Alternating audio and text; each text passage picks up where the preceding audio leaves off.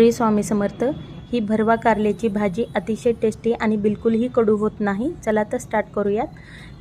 कारल्याचे मीडियम तुकडे करायचे आणि त्याला मधातून चिरून त्याच्या बिया काढून घ्यायच्या। त्यानंतर त्यामध्ये मीठ व हळद ॲड करून याला 15 मिनिटे रेस्ट करण्यास ठेवायचं। आता दुसऱ्या बाजूस शेंगदाणे, सुकं खोबरं, सुकी लाल मिरची आणि चिंच ॲड करून याला खरपूस भाजून घ्यायचं। नंतर हे मिश्रण एका मिक्सरच्या भांड्यात ॲड करायचं। त्यामध्ये मीठ, हळद, लाल मिरची पावडर, गरम मसाला आणि धनिया पावडर ॲड करून याला दळून घ्यायचं। त्यानंतर त्यामध्ये थोडं पाणी ॲड करून याची पेस्ट बनवून घ्यायची। त्यानंतर दुसऱ्या बाजूस कारल्यांना पाणी ॲड करून स्वच्छ धुवून घ्यायचं आणि गच्च पिळून घ्यायचं। त्यामुळे कारल्याचा कडूपणा दूर होतो। आता या कारल्यांच्या तुकड्यांमध्ये ही पेस्ट ॲड करायची।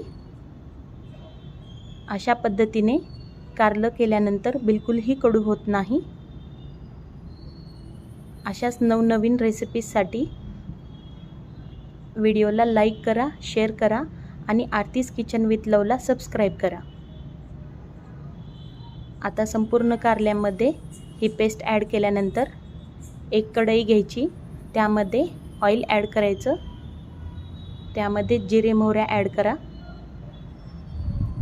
आणि कांदा ॲड करून अद्रक लसूण पेस्ट ही ॲड करा आणि याला छान तळून घ्यायचं आहे।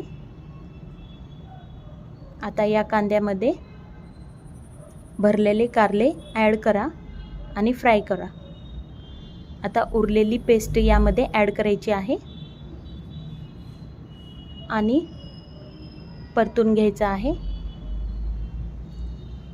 साधारण 5 ते 10 मिनिटे याला मंद आचेवर वाफवून घ्यायचं आहे।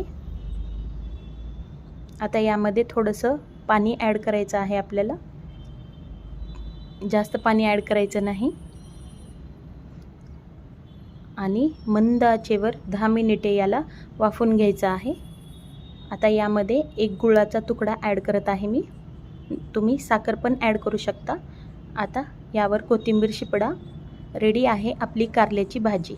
थँक्यू।